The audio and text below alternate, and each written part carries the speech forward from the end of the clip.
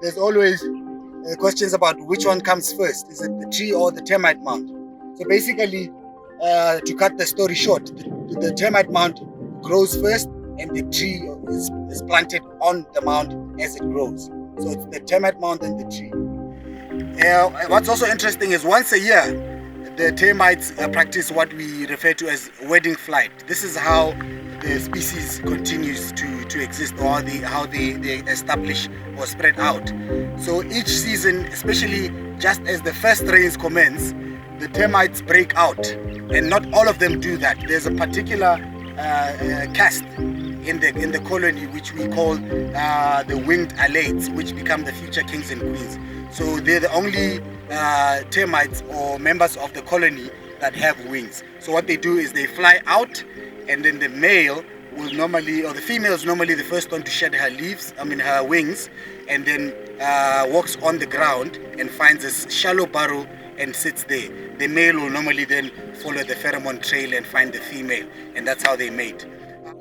So they're quite small, but they play perhaps a larger or more significant role than the largest mammal in our area, in the Okavango, which is the elephant. So we both classify these as some of our keystone species. And we can see the evidence. There's elephant dung on the ground, and there's a bit of devastation here. What's been happening here is elephants have been feeding. So there's elephants in this area. It's an elephant is that this huge branch, nothing else in the African bush is able to put this in its mouth and chew it up. So we can tell this huge branch was being chewed up by the elephant. Now what's interesting is the elephant doesn't actually eat the log or the branch. They take advantage of the fallen tree and reach the top branches where there's still juicy and nutritious matter. And what they go for instead of that is they use the bark.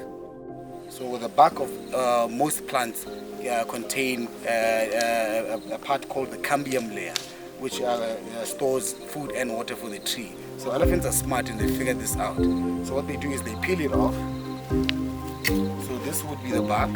So they peel it off and then use their trunk. Their trunk has a special ability because they can actually peel off very minute particles with their trunk. It's got endings at the tip that work as fingers, so they've got prehensile function. So what the elephant does is they peel off the bark, and this is what they're interested in. So this pink stuff is the nutrition. This comes up from the roots. So the elephants just gently and delicately peel the bark off until they strip it bare like that, and then just drop the wood. Hope you enjoyed it.